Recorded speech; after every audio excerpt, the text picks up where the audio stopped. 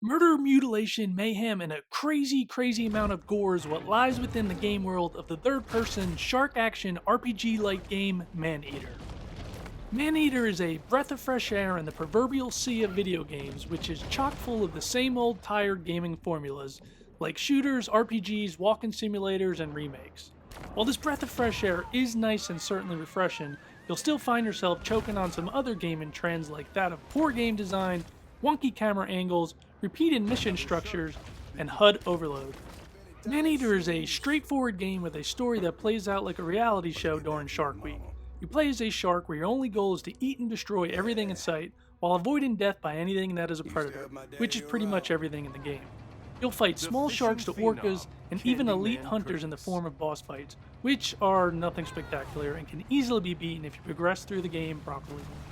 Everything wants you dead, but you'll be able to survive and ultimately become the deadliest creature in the depths through natural progression in the game. The more you kill, eat, and destroy, the more currency you'll gain to level up. The super light, almost non-existent RPG system will allow you to choose how your shark evolves, whether you choose to evolve with a stronger bony structure or perhaps some electric abilities. These evolutions can be changed throughout the game to suit your playstyle and change your shark's attributes and look. Your shark as well as enemies fall within a level system, so if your level 2 shark stumbles upon a way higher level enemy, you may just want to swim out to sea and avoid certain death. This is where the progression in the game will help you succeed. Without evolving, higher level enemies will make quick work of you. This is where the RPG aspect of Maneater ends. The RPG elements are superfluous and serve only as a way to guide your shark throughout the game in a certain fashion, following the story. While Maneater is pretty much open world, you will not be able to access or bypass certain areas of the game until you level up.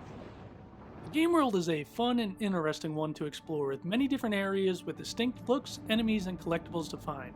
Exploring these areas and simply swimming, causing mayhem, and killing everything in sight is the highlight.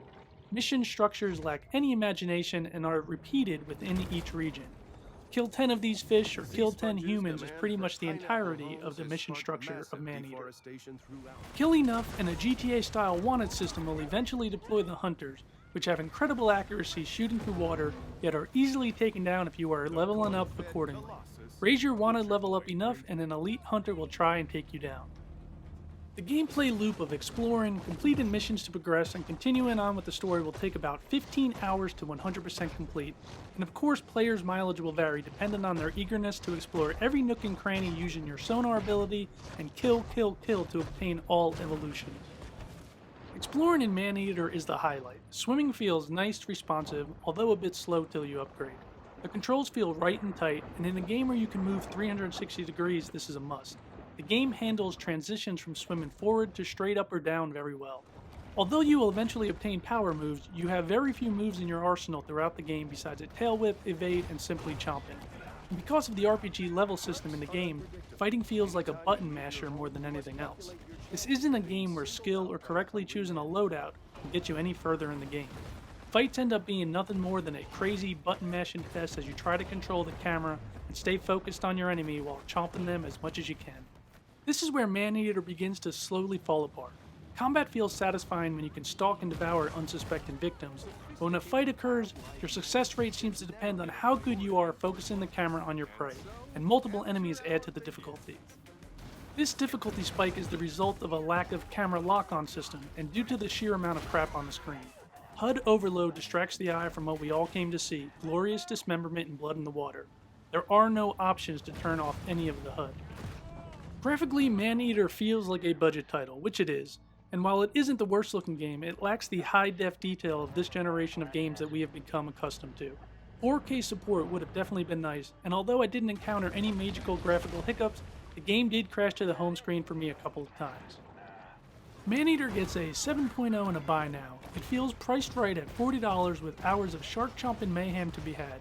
Since Maneater's gameplay loop doesn't change much, you'll know within the first couple hours if Maneater is the game for you.